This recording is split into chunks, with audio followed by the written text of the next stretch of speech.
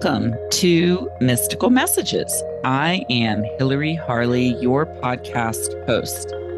I am a soul guide and astrologer.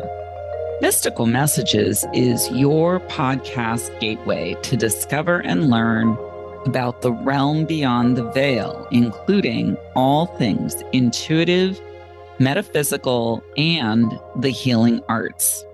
To learn more about my work or to book a session with me, please visit hilaryharley.com. Today, I am so delighted to have my very special guest, Djali Vesela, join me to understand more about her work as a clairvoyant master, healer, and energy coach. So welcome, Djali. Thank you so much. Now, I just want to clarify for everybody, your name in English sounds like it's Jolly, but it's actually Djali. So the D is silent and it's Djali. That's right. Thank you so much, Hilary. It's like DJ Ali. I like to say that. I like to bring metaphors. Oh, that's great. DJ Ali. Okay, that's perfect. Yeah. So welcome. Thank you so much for joining me today. I'm looking forward to discussing your work. So tell us a little bit about your background. What led you to the work that you do today? So I guess it led me, or what led me to it, is having been this blocked analytical person who didn't want to feel emotions as a coping mechanism. And I still catch myself, now mindfully observing wanting to do that. So, wanting to have like a cup of coffee, which I still kind of slip down to every now and then, or a glass of wine. Or maybe just not really sit with my emotions. And that's what I was doing when I was a kid until my mid-20s. I didn't want to feel emotions. So my dad died when I was 6 years old. And my mom was with me as a single mother with no help. Our family was kind of either far or didn't really have the time. So I took over the emotional support my mom needed. And with that, I didn't really give myself space to process because I felt like I had to be the shoulder. My mom, I had to be the rock. Right. And so was there a specific incident or some catalyst that occurred in your life that triggered this movement to a different path that you're on now?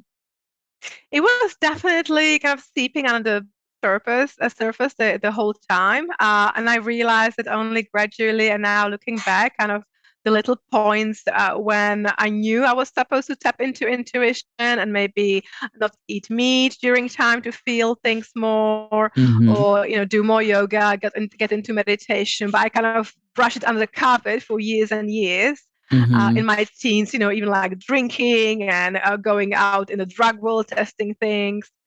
And then, I always had things. So when some phase finished, say either studies or my relationship, I wanted to do a new challenge. So instead of feeling sad or sorry, because that was my coping mechanism, I didn't want to feel sad. I thought sad wasn't fun.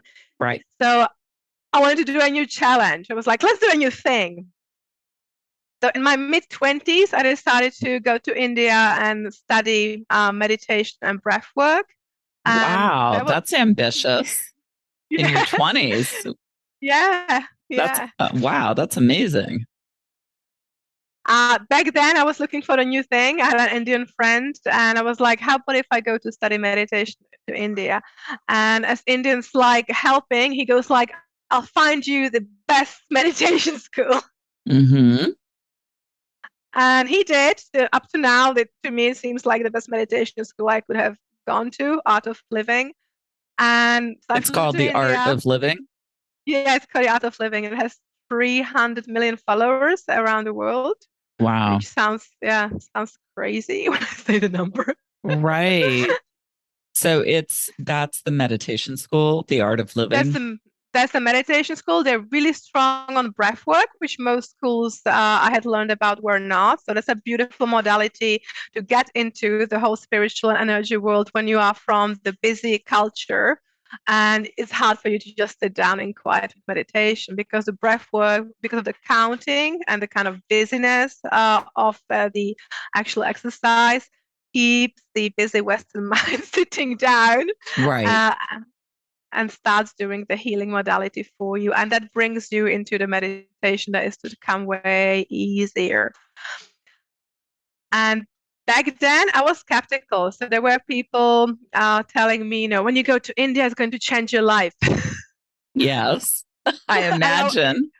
Right. And, my ego was like, no, I've done so many things that changed my life. Come on. My dad died when I was 6. So, what else can you show me? Right. And now, what is it now? 13 years later, right? I'm talking about on a podcast. So clearly it's changed my life. Right. So in what way how long were you there? How long were you in India? And how did you notice the changes that the school through your training there? So I went the first time, actually. So I had been in 7 years. I went 5 times. Again, I never thought I would come the second time around. And when I was leaving the first time, I thought India was weird, dirty, disorganized.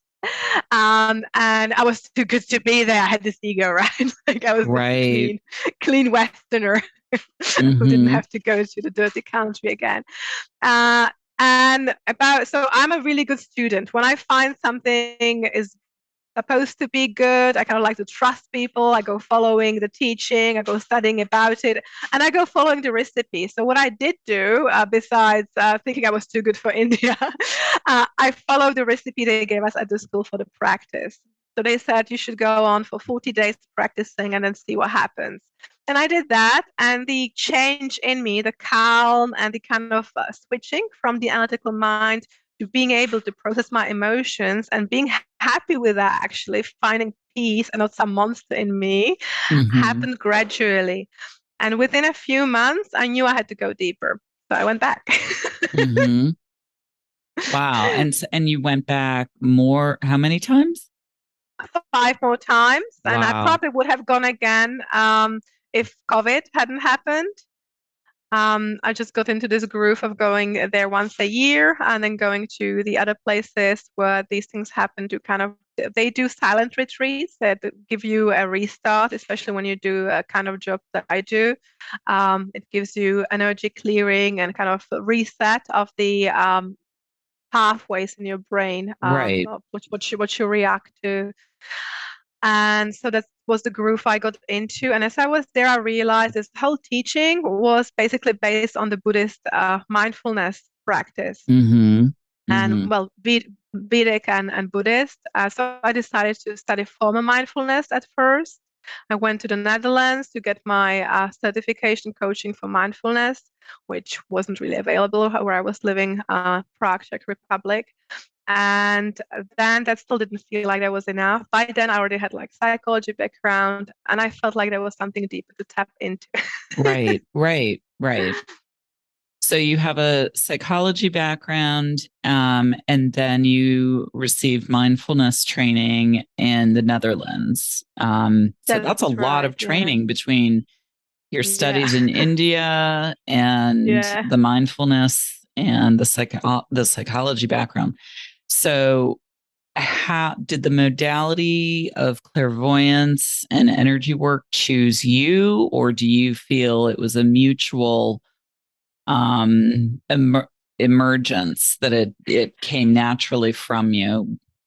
I would say there was a contract to crystallize. So if you had told me, let me think about, so I started with these modalities properly about 8 years ago.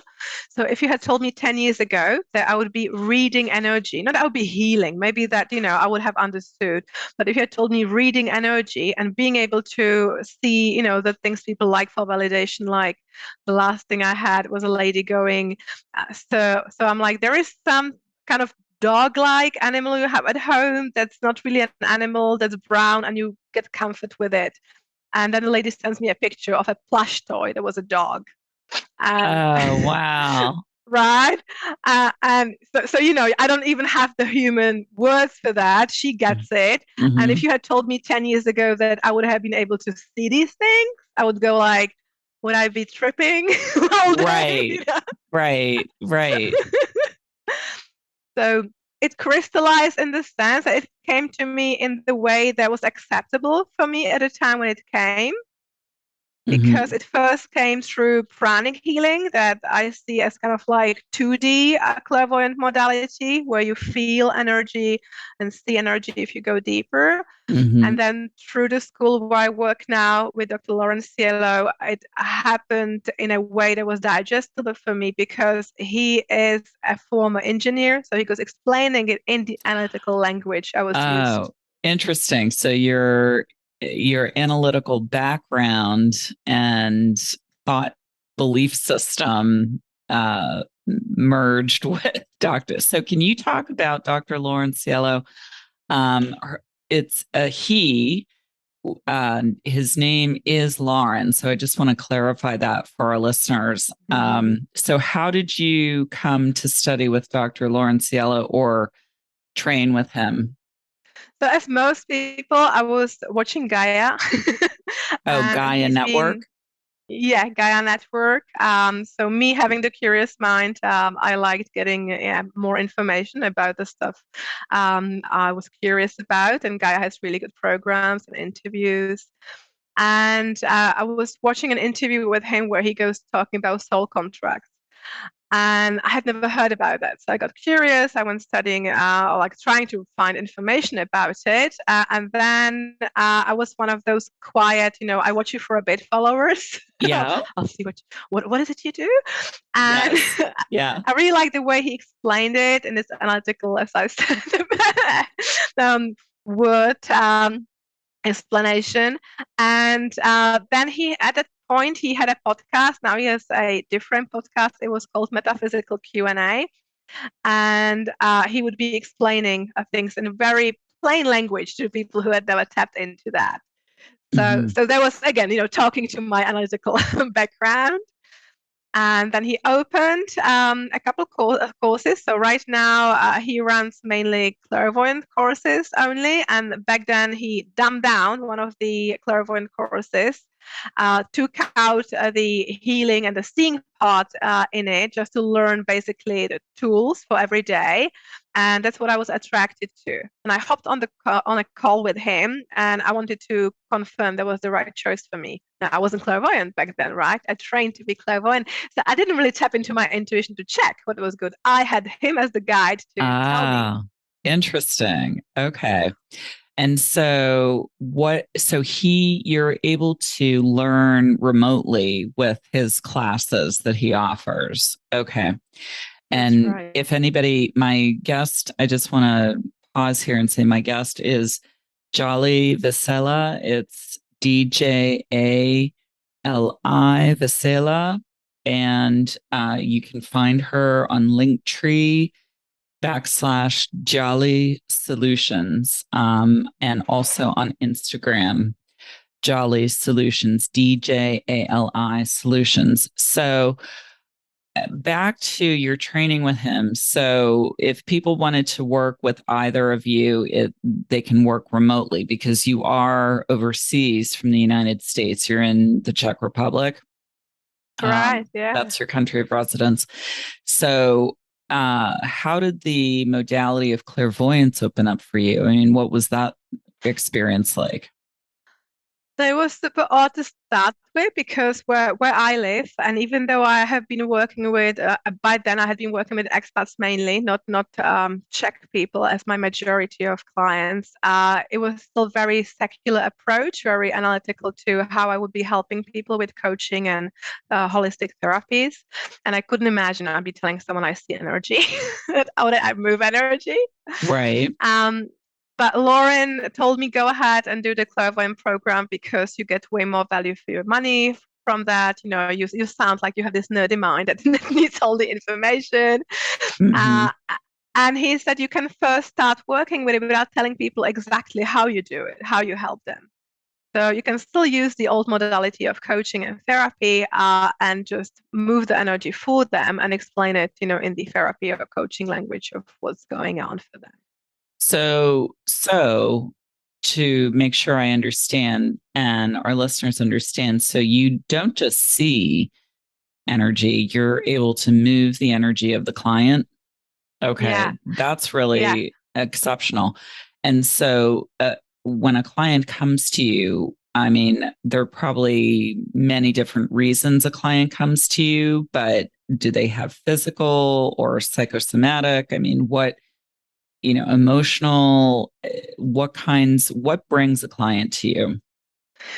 So one strength of clients I get are clients who get to me for having heard I'm a miracle worker, as Dr. Cielo said himself. So I'm Wow. able to heal. Yeah, that's really strong That's statement, high right? From someone, praise. yeah, from someone who's like, the metaphysical celebrity. So I get to heal things like frozen shoulders. What's really easy for me to do is frozen shoulders, PMS pains, like ongoing headaches, things like ongoing things with your tonsils, tonsillitis, so kind of recurrent things that you can't really explain with your usual test that your doctor would do. Mm-hmm. Also, kind of recurrent pains. Insomnia is a very frequent one. So that's kind of one strand of clients, which are a little more difficult to work with from the narrative perspective because they often don't believe in energy. They kind of going, the last Resort. listener, last Right. resort, exactly. So they are like, it's like, okay, I'll try this too. Yeah. And a lot of people, it's unfortunate, but it's fortunate because they have to exhaust all of the Western allopathic modalities. And I was one of those people many years ago. I went through, my journey was sinus. I had a chronic sinus infections and I went through taking antibiotics for 18 months. I went through sinus surgery and nothing worked. And I kept getting these sinus infections. And so finally I said, okay, I'll try acupuncture. Now, acupuncture has become so mainstream, but that's what it took. And it opened gateways for me into many, many other healing modalities. So what I'm hearing with your work is that often there are blockages of energy within people that is very That's right. stubborn to Yeah. clear.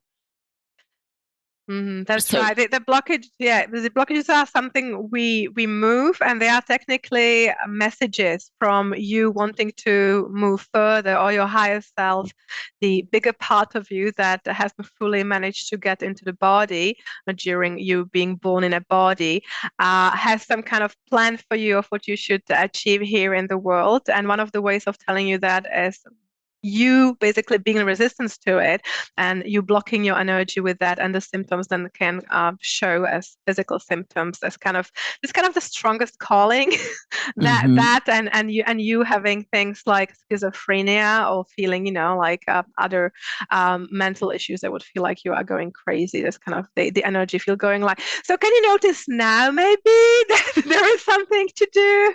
Yes.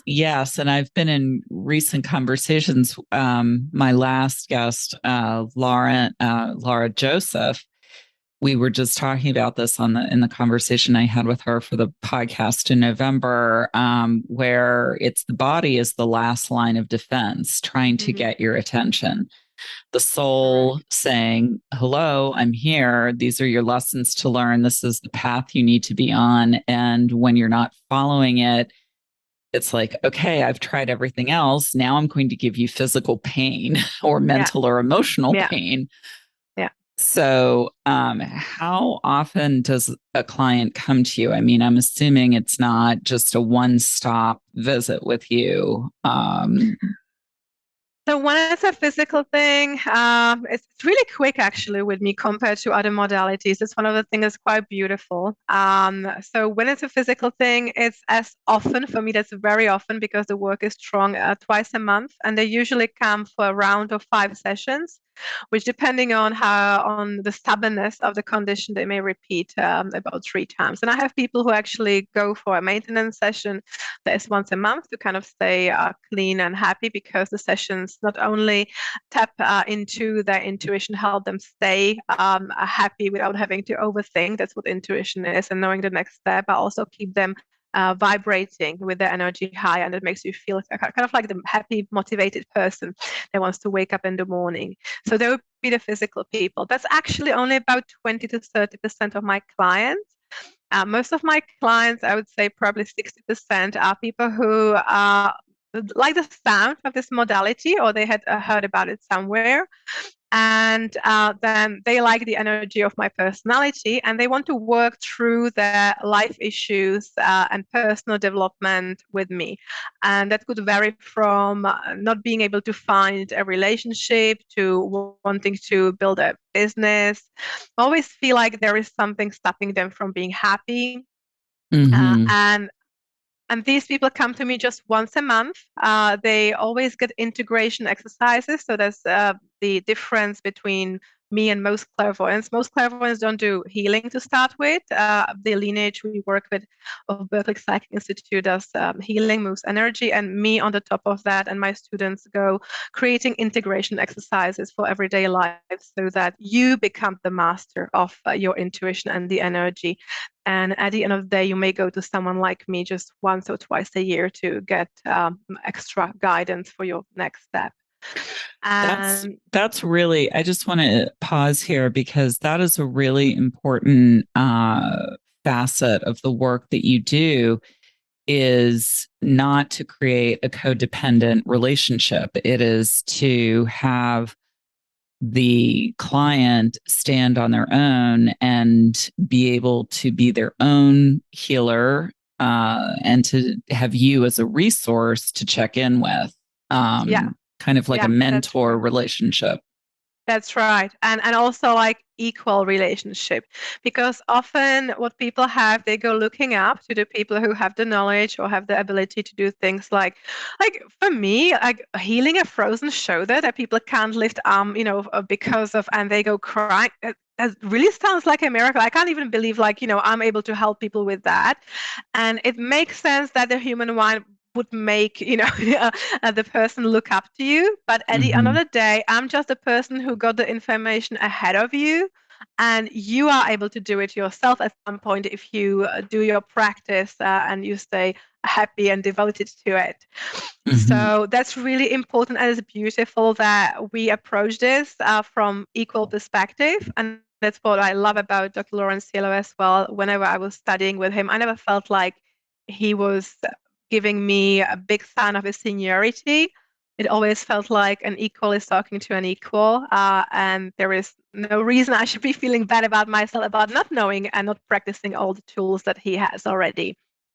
That's remarkable. So I just want to emphasize that if anybody wants to look into Dr. Lauren Cielo, again, it's Lauren is a man, and he is, you can find him through Gaia Network as well. That's right. And the school where we work is called Golden Rose Psychic Services, and we run quite a long clairvoyant program, so not everybody is ready for that. And then we have a few shorter ones that are good, like if you don't feel like dipping into the whole stuff at once. One of them is something I teach called the energetic healing techniques. So you start tapping into the clairvoyance in just 4 weeks in a healing modality.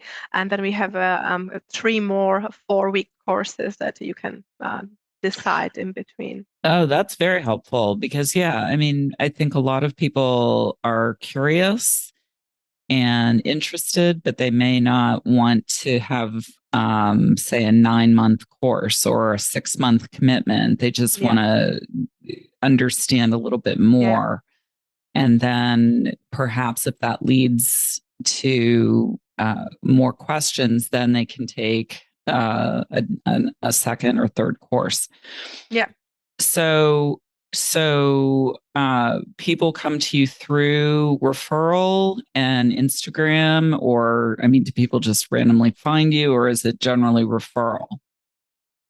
It's generally referral through the school as well. So I have loads of people who are already on the path. They want to work through some of the obstacles they have. They may want to have a business. That's kind of the other thing I do for about 10% of the clients. They're ready to make this something profitable, and I help them with that as well. Our students, referrals, Instagram, yeah.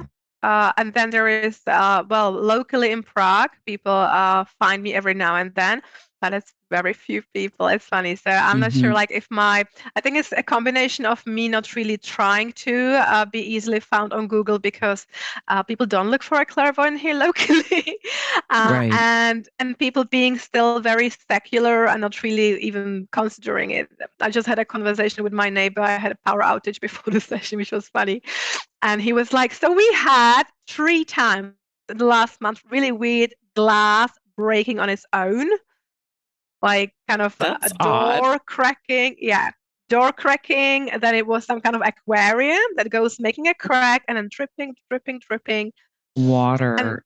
Oh, then another one like that. And he's like, so when he heard about what I do, because I told him I'm going to take a podcast, I need to change my energy to be running. And he's like, don't you work with energy? right. And So yeah, I told him, so there's probably a being that, is trying to communicate with him, because he said this is an ongoing topic in 2 flats already. And when I said it, he's like, I didn't want to hear this.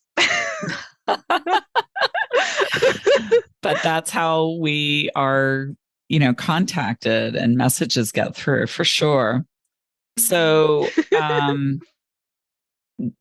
do you consider the clairvoyance your specialty, or the energy work, or the coaching?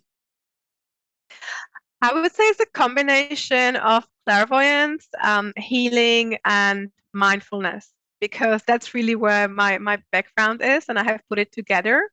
So I have 3 main sessions, and the most popular one is the combination of these 3 modalities. It's called the clairvoyant coaching with healing. And what I do in that, I look at you clairvoyantly, actually bring you into the trance state with me, depending on how advanced you are. You see something or you don't, but either way, you are relaxed, and that's always a nice healing moment. I have a look at your body and chakras and how they are aligned at the moment and what messages they are telling me.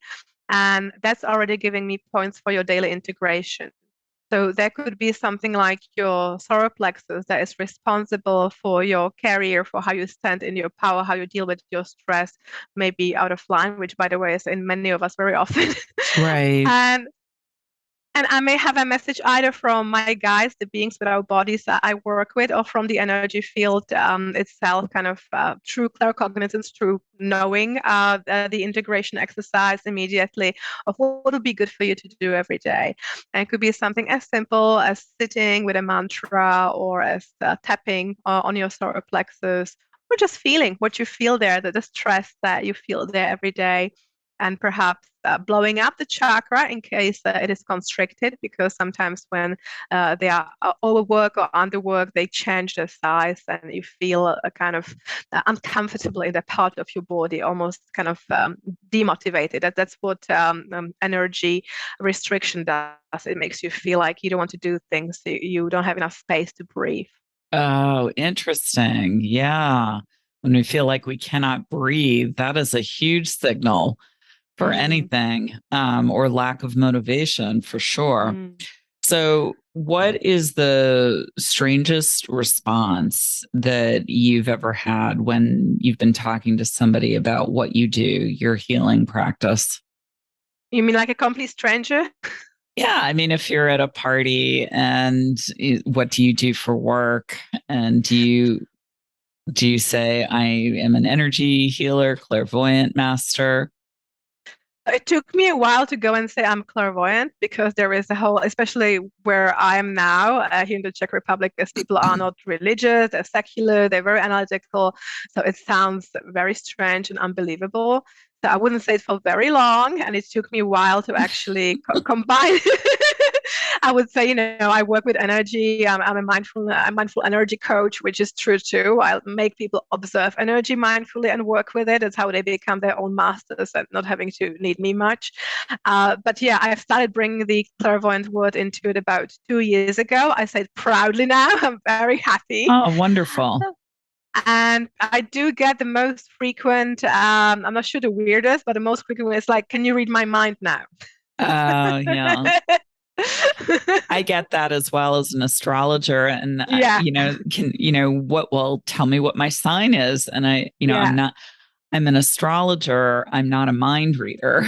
So, yeah. And people confuse that, right? And like, okay, sometimes I can kind of get what your mind is probably thinking based on how your energy looks. And I often say it's quite funny, like as I'm observing the person in the clairvoyant session, bring the integration in, I feel like, I may say, okay, I do feel that you don't like hearing this. And the person says nothing because most of the time I'm talking, bringing the healing in, giving them the integration. And they're like, yeah. So there is, a kind of mind reading to that, but it's not like I don't hear someone's thoughts really. Right. So do you recall the first time you say successfully treated somebody, and how did you consider that successful? So the first time it was me. I started doing things on me. That's what I teach people as well. They start with, which is kind of weird because you would think you can't treat yourself, but you can. And that's what I like giving the people the autonomy with. So, because we have this culture of like the doctor can only do it. Now you can actually help yourself with most things yourself. And it was things like headaches, backaches, because I was overworked. I didn't really process emotions. So that was beautiful to see and hard to believe at the same time. Like, did I really do this? Or did it just disappear? Right.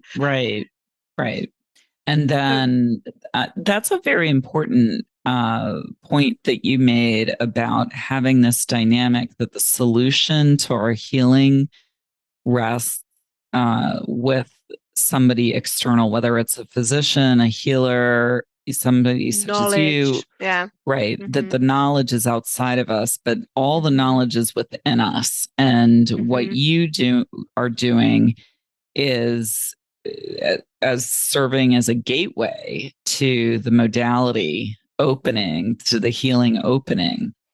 Yeah. So I just want to emphasize that point because so many people think that they can't be the instrument for their own healing, but they actually are. And it's what you're doing is reminding people of their own potential. Their own nature. Really what it feels like to me is that I go reminding them where they come from, that they are energy beings within bodies. And the body is just one part of the existence. And because the body has limited way of perception of what is and what isn't, so it doesn't give you, and the culture programming, it doesn't give you the perception that you are able to control something, that you are able to change something. And what I do is reminding them of their origin, of the abilities that you have as an energy being, and of you being able to see so many dimensions and perspectives.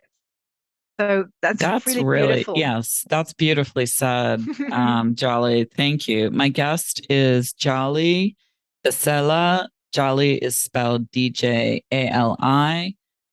She is available you can find her through Linktree / Djali Djali Solutions.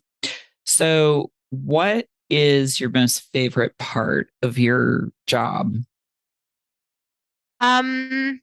Well, there's probably two. So one of them is the moments of the validation. It's so funny. The ego still wants it anyway. So like, like the lady with the plush toy, or me going like, so there I can see that there is. I often don't know much about the clients. The more they come to me, the more I know, but I still, don't know about their day-to-day life. So I may say, there is a dog in your house. I see like a moving first. I feel like a fluffy thing. Then that becomes in my mind into a dog shape, and I think they want to pee themselves. And the lady may go, "Yeah, my dog has an issue with his kidneys." Oh, wow. Yeah. right? And then I'm like, wow, that's like a favorite part when I do take notes for the clients who send them over. It's another thing most people don't do, and I love doing that.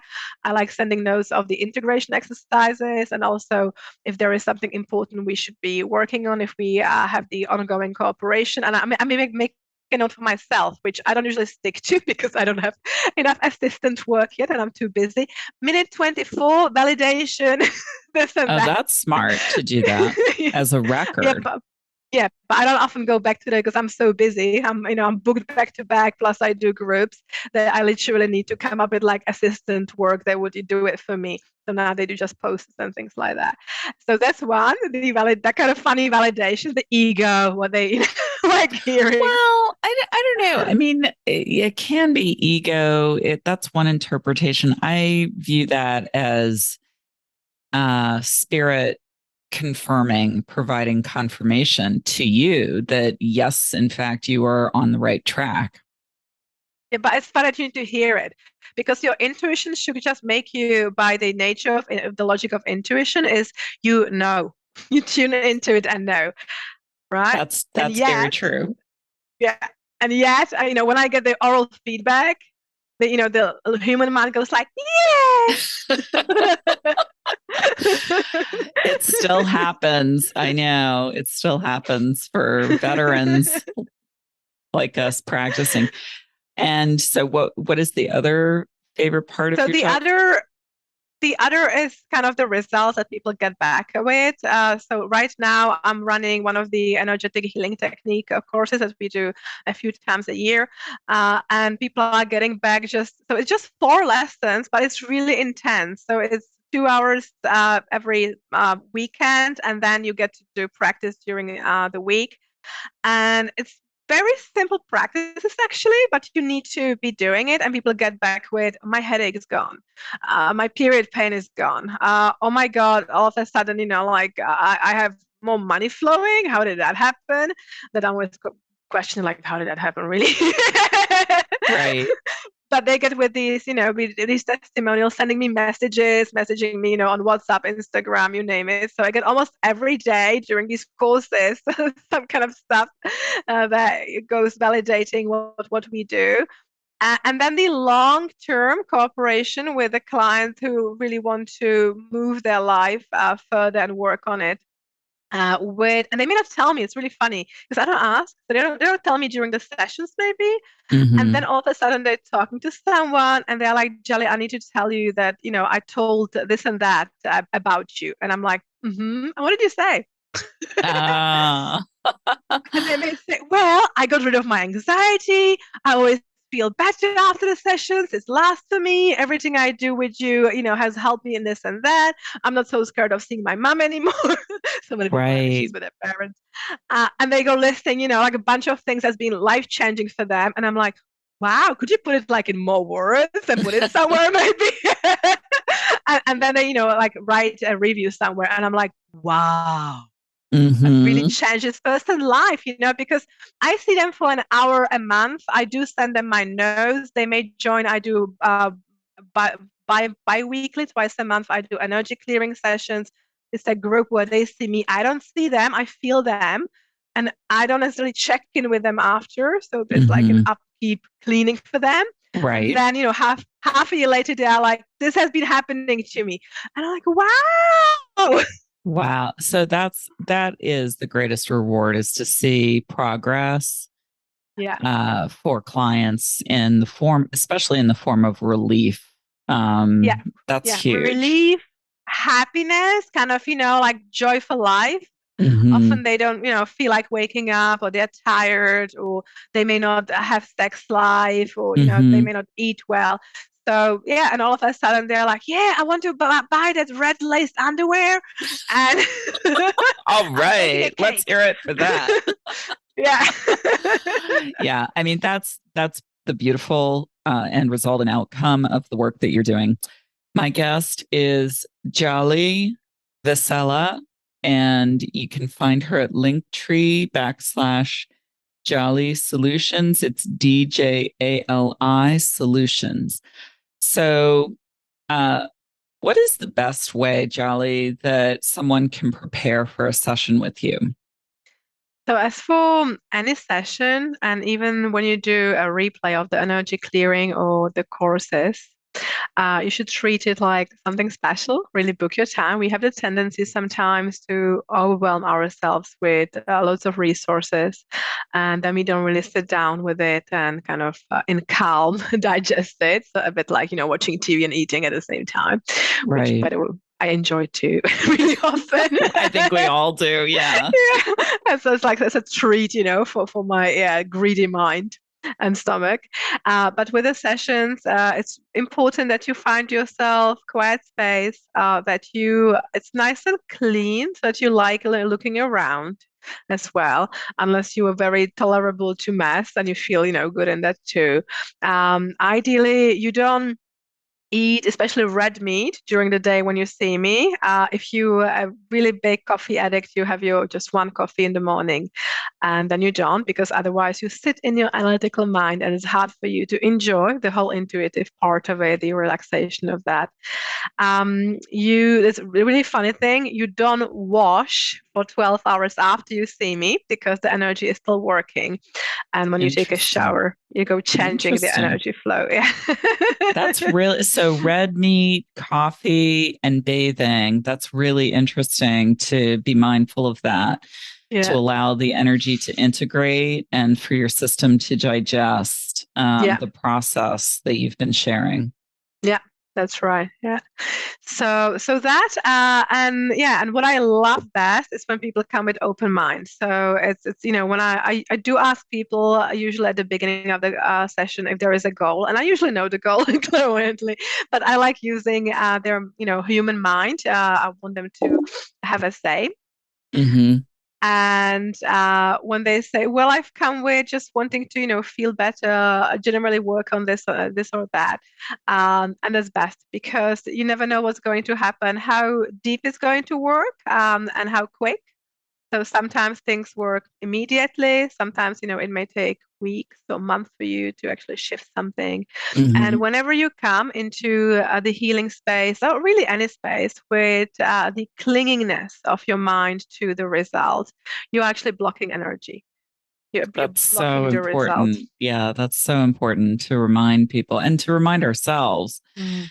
that I often say, or I should say, I often repeat the quotation that worrying is like praying for something you do not want to have happen. And our mind gets obsessive and goes around and around, and that really is like a putting your hand up to the solution that is out there Yeah. intended for us. Yeah. So, are there any special books, tools, resources, classes, teachers that you obviously yourself are a teacher, and people can find you through Instagram or Linktree, Djali Solutions. But are there any other, for somebody just starting out on the path, the books or classes, teachers that you found instrumental in your learning and your journey? Well, it's a really funny thing with the books about clairvoyance because I have read quite a few, being the nerd I am. The thing is, because it's so subjective, it's really hard to write a book about it. So the Berkeley Psychic Institute lineage doesn't have textbooks, which Mm-hmm. at first I was kind of appalled by, having consumed textbooks since the age of 8. I would be, like a Right, library worm looking for answers in the library, and super happy that there are loads of answers. right, right. And kind of put down, in a recipe kind of way, as the analytical mind likes to have it. At Golden Rose, when we do the long clairvoyant programs, you get notes, and also in my workshops and courses, you get notes to things. Now I actually started doing the continuation to the clairvoyant program, which is not for everyone. That's Transmedium program. That's a 5-year program. Oh, wow. That's Yeah. hardcore. Yeah. It's 5-year program of like reading the beings without bodies more, and feeling the high vibrating energy and healing through that. There is no notes even for that. Wow. There's Wow. nothing. It's all experiential. It's all experiential. So this is really important to, when you get into this kind of modality, to come in there, we call it with amusement, because amusement is one of the highest vibrating energies. With that, you kind of go realizing that the human life doesn't have to be serious. It doesn't have to go by some script. It doesn't have to follow certain default forms. Mm-hmm. And you give space to that intuitive mind to find answers, and you not having to have answers for others, because when you go with book recipes, then you're giving the control to the others. With that, I don't say don't read books, but say books on soul contracts have not worked for anyone I have been working with, because they're so different. What has worked for me is books on kind of the past body experience. One of those I like is Dr. Richard Weiss. He's a hypnotherapist, and he's written this book, Many Souls, Many Masters. Yes.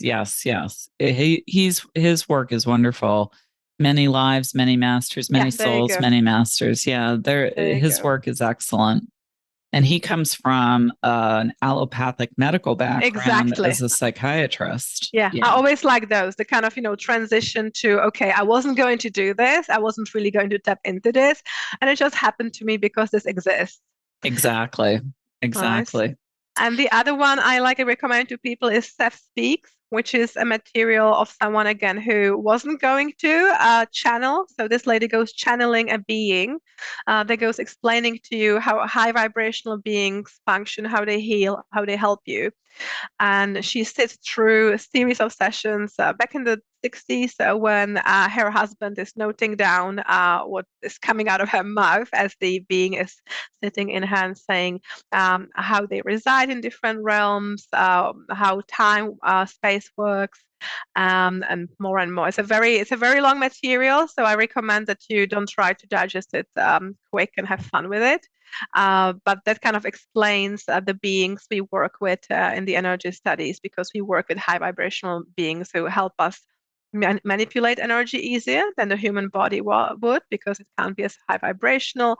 And also they give you more tapping into the energy field that the human mind on its own wouldn't really access the common consciousness. That's very helpful. So it sounds similar. So the book is called Seth Speaks. That's right. Yeah. SETH. Yeah. SETH. Seth Speaks, and it sort of sounds similar to Edgar Cayce's work. That's right. Yeah, that's similar to Edgar Cayce's work. Yeah. The lady is called Jane Roberts, and she was just a writer and artist at the point when this happened to her. And I find it amazing that she decided to just go with it and find the devotion, because it was hours and hours of sessions. And back then there was no transcribing system. So right now, technically, Right. You could be recording it. It could be transcribing itself. You could be just adjusting it. They were literally just sitting down, handwriting it. Wow. And then, typewriting it probably after. Right. That is devotion for sure. So Djali, it's been a joy to have you on today and learn about your work and you. And if you could change the world for better in some way, how would you change it? I would have as many people as possible become more aware and more tapping into their intuition. Definitely working on the higher vibrations, because that makes you loving, understanding, compassionate, and enjoy your life, not take it as seriously. Right. It's so true. Joy is one thing that is sorely lacking in our world these days, and anything that we can do to bring about more humor and fun and pleasure and enjoyment is true. So my guest has been the miraculous Djali Vesela. It's Djali Vesela. She is, you may find her through Linktree /Djali, Djali Solutions. She's a clairvoyant master, healer, and energy coach. That brings us to the end of this episode of Mystical Messages. To learn more about me or my work, or to book a session with me, please visit hilaryharley.com. I thank you all for listening today. Please join me again in 2 weeks when I will bring you my astrology forecast for the upcoming month. I wish you many blessings as you journey forward.